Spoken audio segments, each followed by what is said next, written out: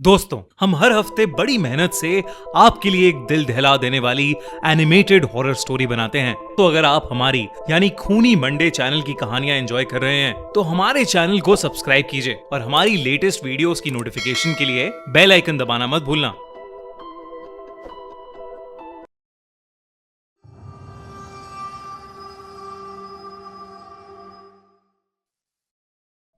माँ की लोरी, पापा की प्यार भरी शाबाशियां, दोस्तों की हंसी, न जाने कितनी यादें जुड़ी होती हैं हमारी इन आवाजों से। पर कभी सोचा है कि अगर यही आवाजें आपके सबसे भयानक एक्सपीरियंस की वजह बन जाएं तो? ये कहानी है छाया की। 20 साल की छाया अपनी बीएड की पढ़ाई खत्म करके कोलकाता से अपने गांव गौरीपुर अपने काका से मिलने जा रही थी। उसी साल उसने अपने माँ बाप को एक कार एक्सीडेंट में खो दिया था।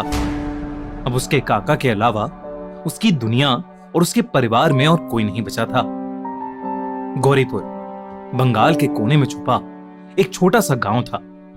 जब छाया की ट्रेन दोपहर के 4 बजे गांव पहुंची और वो गौरीपुर स्टेशन पर उतरी तो मई की तपती गर्मी में भी गौरीपुर की हवा में एक अजीब सी ठंडक थी। स्टेशन पर उसके काका उसको लेने आए थे। छाया से मिलते ही उन्होंने ज्यादा कुछ नहीं कहा और ना ही उससे कुछ पूछा। बस हल्का सा मुस्कुरा के पहले छाया के सर पर हाथ फेरा और फिर उसका बैग उठाकर गाड़ी की तरफ चल पड़े। गाड़ी में बैठी छाया पूरे रास्ते बस खिड़की से बाहर ही देख रही थी। खेत, तालाब, कच्चे रास्ते, सब कुछ वैसा ही था। सिर्फ एक बात अलग थी। भरी शाम में भी गलियां सुनसान पड़ी थीं।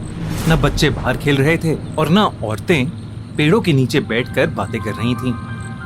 उसे ये बात बहुत अजीब लगी। उसने जब इसकी वजह अपने काका से पूछी तो उसके काका ने बात बदल दी। छाया के काका उनकी खानदानी कोठी में रहते थे। गांव से थोड़ा बाहर पीपल के घने पेड़ों से घिरी एक कोठी जिसकी छत से गांव का तालाब दिखता था। कोठी के अंदर घुसते ही छाया की बचपन की यादें ताजा हो गईं। उस रात छाया ने अपने कमरे में ही खाना खाया और थकान की वजह से वो जल्दी सो गई। अगली सुबह उसे काका के साथ गांव के बाजार जाना था। रात के 2 बज रहे होंगे जब छाया की आंख अचानक खुली।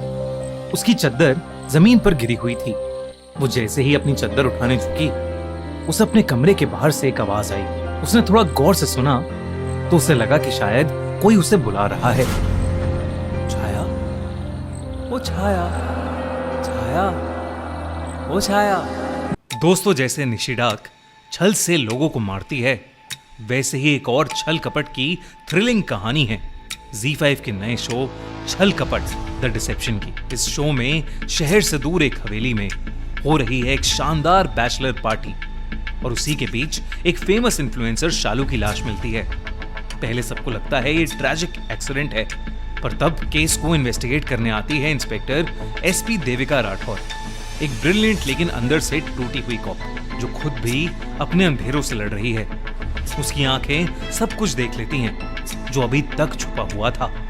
छल, झूठ, दिखावा और पार्टी में मौजूद हर चेहरे के पीछे छुपी नफरत। इसी बीच शालू की पोस्टमार्टम में एक और सच सामने आता है। शालू प्रेग्नेंट थी और उसे जहर दिया गया था। जैसे जैसे SP देविका इन्वेस्टिगेशन करती है, एक एक मेहमान सस्पेक्ट बन जाता है। हर किसी ने कई राज छुपाए हैं, पुरानी दुश्मनी, अधूरा प्यार और वो जेलसी जो अब खून में बदल चुकी है। लेकिन सवाल यह है कि आखिर वो कौन था जिसने शालू का मर्डर किया है?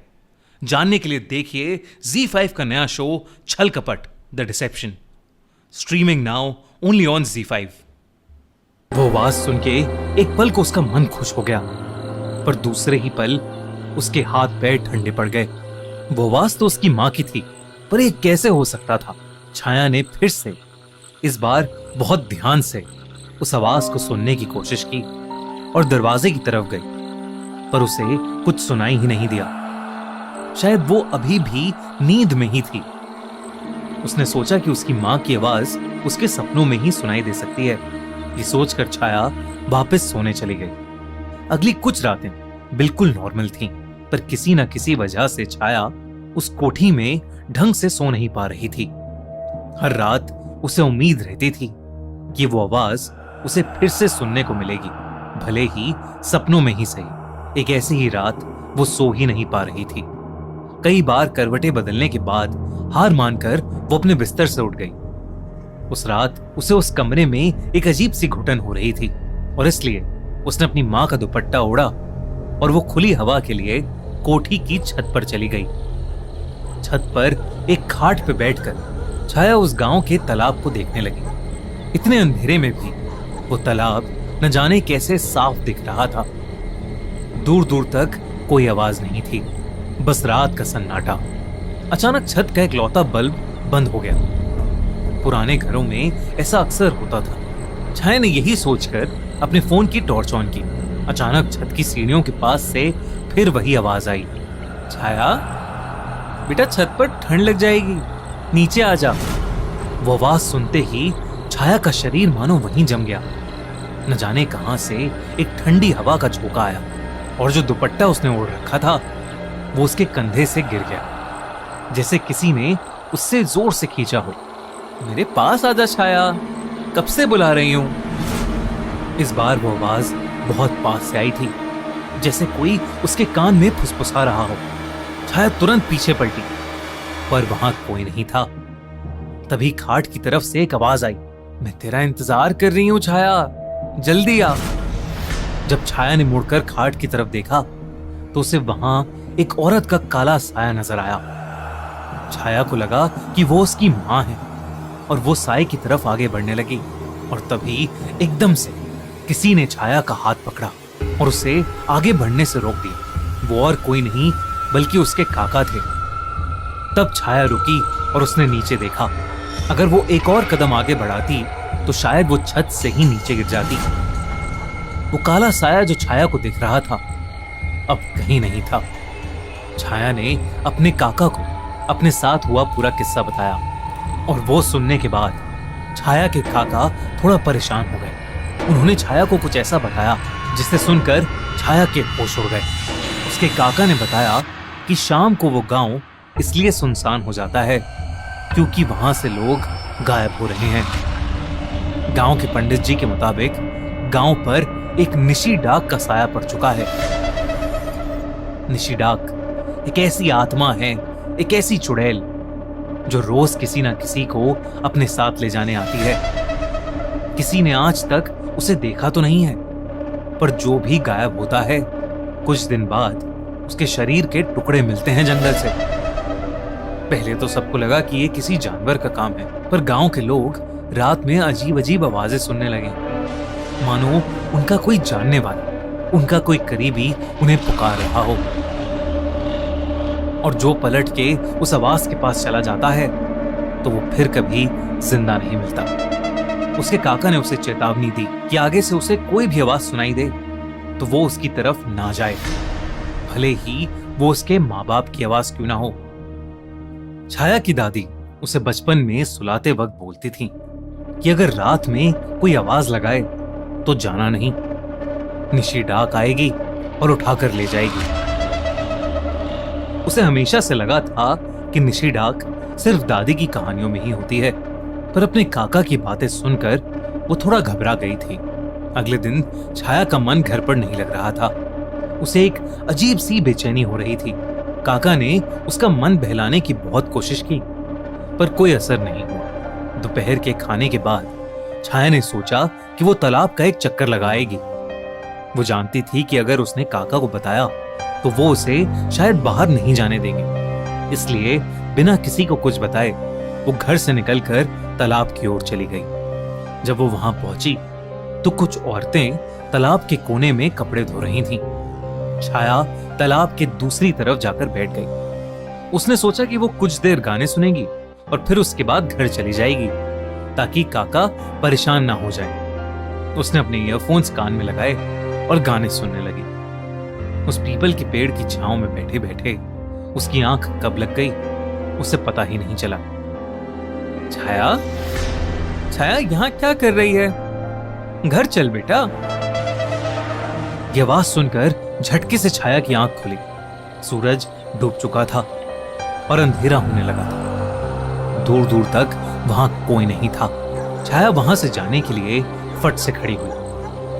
और तब उसने देखा कि तालाब के पास एक औरत अभी भी कपड़े धो रही है। छाया को ये बात बहुत अजीब लगी। वो उस औरत के पास गई तो उसे समझ आया कि वो औरत जो कपड़ा धो रही है, बार बार बस वही एक कपड़ा धोए जा रही थी। रात के अंधेरे में काली साड़ी पहने वो औरत छाया की माँ का वही दुपट्टा धो रही थी जो एक रात पहले छाया ओढ़कर छत पर गई थी। उस रात की बेहोशी के बाद वो उस दुपट्टे के बारे में पूरी तरह से भूल गई थी। अचानक से छाया का ध्यान जमीन पर गया। उसने देखा कि उस औरत की जमीन पर कोई परछाई ही नहीं पड़ रही थी। छाया बेहद घबरा गई। उस औरत का चेहरा घूंघट से ढका हुआ था। छाया चुपचाप वहां से वापस जाने ही वाली थी कि तभी छाया को पीछे से एक आवाज आई, आ गई मेरी छाया। छाया जैसे ही उस औरत की तरफ मुड़ी, उस औरत का घूंघट हटा और जब छाया ने उस औरत का चेहरा देखा तो उसकी रूह कांप गई। वो औरत बिल्कुल उसकी माँ की तरह लग रही थी। छाया अपनी माँ को देखकर खुद को रोक नहीं पाई और जाकर उस औरत के गले लग गई। और तभी उसने देखा कि उस औरत के बाल बिल्कुल बिखरने लगे हैं और उसका चेहरा काला पड़ने लगा है। उस औरत की आंखें एकदम लाल हो गईं। वो अपने चेहरे पर एक भयानक मुस्कान लिए छाया को देखे जा रही थी। छाया को अब समझ आ गया था कि उसका सामना आज एक निशी डाक से हुआ है। उस चुड़ैल का वो रूप देखते ही छाया जोर से चिल्लाई। उसकी चीख सुनकर उसे ढूंढ रहे उसके काका जल्दी से तालाब की तरफ भागते आए, पर जब तक वो पहुंचे बहुत देर हो चुकी थी।